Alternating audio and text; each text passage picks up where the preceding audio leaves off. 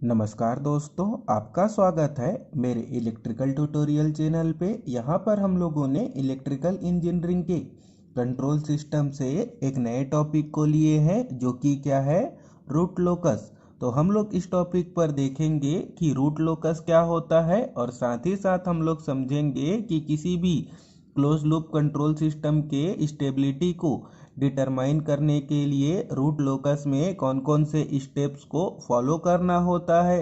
तो आइए स्टार्ट करते हैं आज के इस टॉपिक को, जो कि क्या है, रूट लोकस। रूट लोकस के कॉन्सेप्ट को समझने के लिए हम लोगों को यहाँ पर क्लोज लूप कंट्रोल सिस्टम के ब्लॉक डायग्राम को ड्रॉ करना होगा, जिसका फॉरवर्ड पाथ का ट्रांसफर फंक्शन हम लोगों को लेना होगा जी ऑफ एस, और जिसका फीडबैक पाथ का ट्रांसफर फंक्शन हम लोगों को लेना होगा एच ऑफ एस। तो यहाँ पर हम लोग डायग्राम को ड्रॉ कर पाएंगे। रूट लोकस टेक्निक में किसी भी क्लोज लूप कंट्रोल सिस्टम के स्टेबिलिटी को रूट के लोकेशन से डिटरमाइन किया जाता है, और रूट के लोकेशन को डिटरमाइन करने के लिए हम लोगों को इस क्लोज लूप कंट्रोल सिस्टम के कैरेक्टरिस्टिक इक्वेशन की आवश्यकता होगी, जिसको हम लोग यहाँ पर किस प्रकार से लिख पाएंगे। लिखेंगे characteristic equation is equal to क्या होता है, 1 plus G of S into H of S is equal to 0, और हम लोग इसको नाम दे देंगे इक्वेशन नंबर 1। अब हम लोग यहाँ पर आगे देखेंगे, अगर कोई रूट जो हम लोगों ने डिटरमाइन किया है, अगर वह stable close loop control system का रूट है, तो इक्वेशन नंबर 1 की हेल्प से बने हुए इन दोनों इक्वेशन को सेटिस्फाई करना होगा, जो कि इस प्रकार से है। तो हम लोग यहाँ पर इक्वेशन को लिख पाएंगे। तो लिखेंगे पहले कंडीशन को, जो कि क्या है, mod of G S of into H of S is equal to 1, और इसको नाम दे देंगे इक्वेशन नंबर 2। और अगले कंडीशन को देखेंगे तो लिखेंगे angle G A of S into H of S is equal to 2k plus 1 into 180, और इसको नाम दे देंगे इक्वेशन नंबर 3, जहाँ पर k is equal to 0 1 2 dash dash dash up to n तक। यहाँ पर हम लोगों को ध्यान रखना होगा कि रूट लोकस टेक्निक में हमेशा क्लोज लूप कंट्रोल सिस्टम के स्टेबिलिटी को डिटरमाइन या चेक किया जाता है, और हम लोगों को रूट लोकस टेक्निक में ध्यान रखना होगा कि जो क्लोज लूप कंट्रोल सिस्टम के डिटरमाइन हुए रूट्स को कौन कौन से इक्वेशन को सेटिस्फाई करना होगा। अब हम लोग यहाँ पर आगे देखेंगे कि किसी दिए हुए ओपन लूप कंट्रोल सिस्टम के रूट लोकस को किस प्रकार से प्लॉट किया जाता है, और रूट लोकस प्लॉट करने के लिए हम लोगों को कौन कौन से स्टेप्स को फॉलो करना होगा। तो हम लोग यहाँ पर रूट लोकस को ड्रॉ करने के लिए पहले स्टेप को देखेंगे, जो कि इस प्रकार से है। तो पहले पॉइंट पर देख पाएंगे कि पहला पॉइंट क्या है, starting points. The root locus starts K is equal to 0 from the open loop poles. तो पहले पॉइंट से हम लोग समझ सकते हैं कि रूट लोकस को एस प्लेन पर ड्रॉ करते समय हम लोगों को ओपन लूप ट्रांसफर फंक्शन के पोल्स को डिटरमाइन करके उनको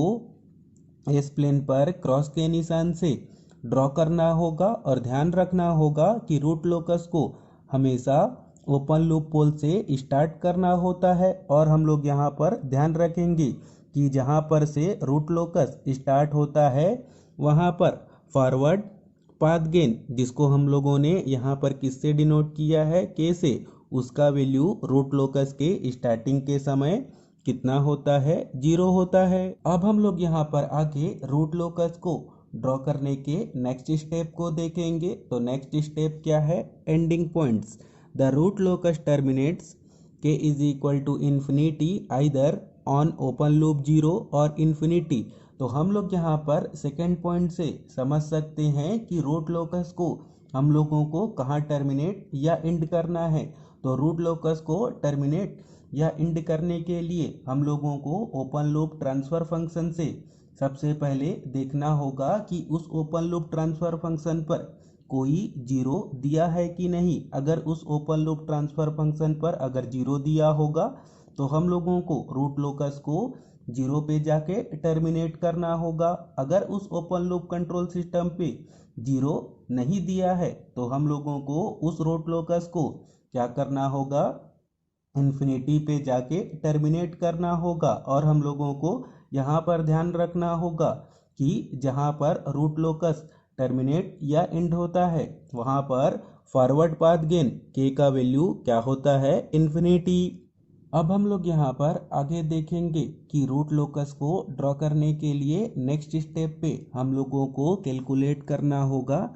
नंबर ऑफ ब्रांचेस को। और नंबर ऑफ ब्रांचेस को रूट लोकस में कैलकुलेट करने के लिए दो कंडीशन बताए गए हैं। तो पहले कंडीशन पर देखेंगे कि अगर नंबर ऑफ पोल्स क्या हो, ग्रेटर देन हो नंबर ऑफ जीरोस के, तो हम लोगों को नंबर ऑफ ब्रांचेस को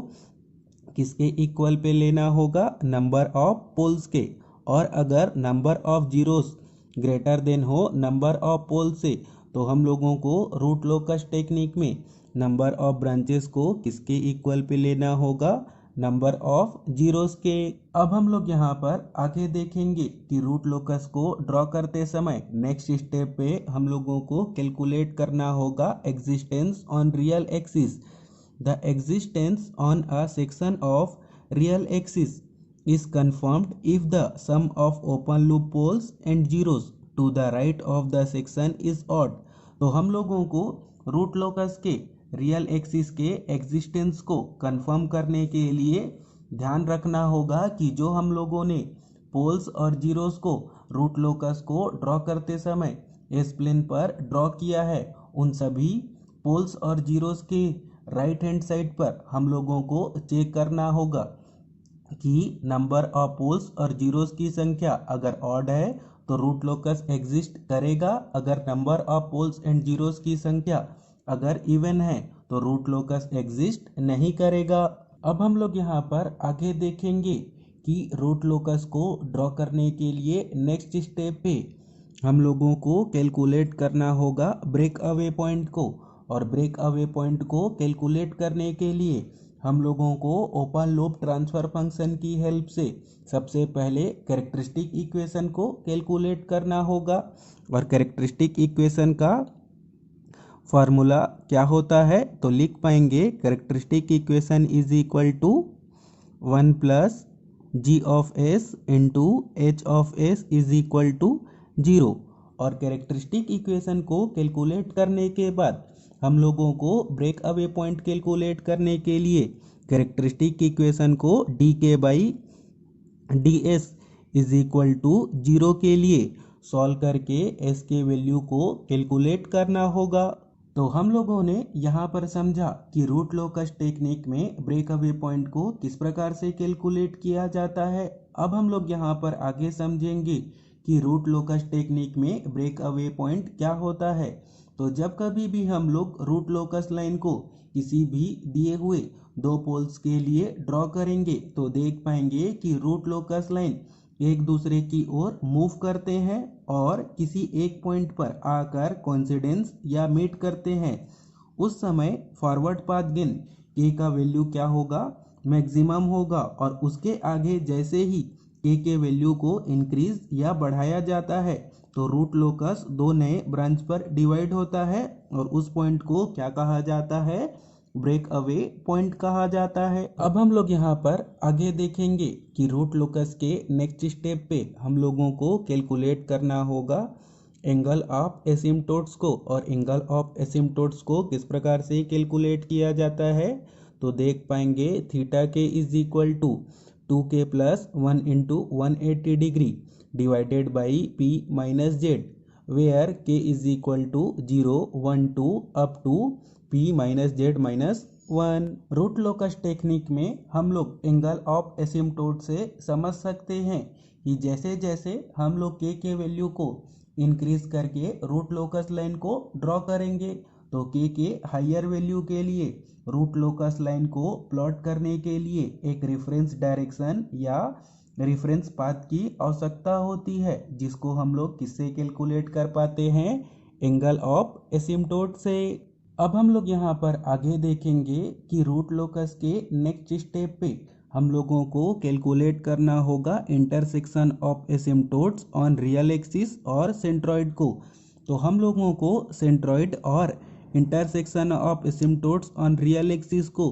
कैलकुलेट करने के लिए फार्मूला अप्लाई करना होगा, सिग्मा और X is equal to summation of poles minus summation of zeros divided by P minus Z. Root locus technique में intersection of asymptotes on real axis और centroid वह पॉइंट होता है जिस पॉइंट से हम लोगों ने रूट लोकस टेक्निक में जितने भी एंगल ऑफ एसिम्टोट्स को कैलकुलेट किए हैं, उन सभी एंगल ऑफ एसिम्टोट्स को किसी रेफरेंस पॉइंट से ड्रॉ करना होता है, और वह reference point intersection of asymptotes on real axis और सेंट्रॉइड कहलाता है। अब हम लोग यहाँ पर आगे देखेंगे कि रूट लोकस टेक्निक के नेक्स्ट पॉइंट पर intersection points with imaginary axis को किस प्रकार से कैलकुलेट किया जाता है। The value of k and the point at which the root locus branch crosses the imaginary axis is determined by applying Routh criteria। तो हम लोग यहाँ पर इस पॉइंट से समझ सकते हैं कि जब कभी भी हम लोग रूट लोकस में के हायर वैल्यू के लिए रूट लोकस लाइन को ड्रॉ करेंगे, और वह जो रूट लोकस लाइन अगर एस प्लेन के इमेजिनरी एक्सिस के लाइन को कट करेगा, तो हम लोगों को उस पॉइंट को कैलकुलेट करने के लिए क्या करना होगा, ओपन लूप ट्रांसफर फंक्शन की हेल्प से डिटरमाइन हुए कैरेक्टरिस्टिक इक्वेशन पर राउथ-हर्विट्ज क्राइटेरिया अप्लाई करके के वैल्यू को कैलकुलेट करना होगा। और अगर आप लोग समझना चाहते हैं कि राउथ-हर्विट्ज क्राइटेरिया क्या होता है, तो मेरे प्लेलिस्ट पर जाएं, स्टेबिलिटी इन कंट्रोल सिस्टम, उस पर मैंने राउथ-हर्विट्ज क्राइटेरिया के कंडीशन को और उनके न्यूमेरिकल प्रॉब्लम के एग्जाम्पल के साथ राउथ-हर्विट्ज क्राइटेरिया को अच्छे से समझाया हुआ है। अब हम लोग यहाँ पर आगे देखेंगे कि रूट लोकस को ड्रॉ करने के लिए नेक्स्ट स्टेप पे हम लोगों को क्या करना होगा, the angle of departure from the complex pole. और एंगल ऑफ डिपार्चर को कैलकुलेट करने के लिए हम लोगों को फार्मूला अप्लाई करना होगा, phi D is equal to 180 degree minus phi P minus phi Z, जहाँ पर फाई पी क्या होता है, sum of all angles subtended by remaining poles, और फाई जेड क्या होता है, sum of all the angles subtended by zeros. तो हम लोग इस पॉइंट से यह समझ सकते हैं कि जब कभी भी हम लोग ओपन लूप ट्रांसफर फंक्शन से पोल्स को कैलकुलेट करेंगे, तो अगर पोल्स पर हम लोगों को कोई कॉम्प्लेक्स पोल मिलेगा, तो रूट लोकस को स्टार्ट करने के लिए कॉम्प्लेक्स पोल पर हम लोगों को एंगल ऑफ डिपार्चर की आवश्यकता होती है, और उस एंगल ऑफ डिपार्चर को इस फार्मूले की हेल्प से कैलकुलेट किया जाता है। अब हम लोग यहाँ पर आगे देखेंगे कि रूट लोकस के नेक्स्ट स्टेप पे हम लोगों को कैलकुलेट करना होगा the angle of arrival from complex pole. इसके लिए हम लोग यहाँ पर फार्मूला अप्लाई कर पाएंगे, phi A is equal to 180 degree minus phi Z minus phi P, जहाँ पर फाई जेड क्या होता है, sum of all the angles subtended by remaining zeros, और फाई पी क्या होता है, sum of all angles subtended by poles. तो हम लोग यहाँ पर समझ सकते हैं कि रूट लोकस को कॉम्प्लेक्स पोल पे टर्मिनेट करने के लिए एंगल की आवश्यकता होती है, और उस एंगल को हम लोगों को इस फार्मूले की हेल्प से कैलकुलेट करना होगा।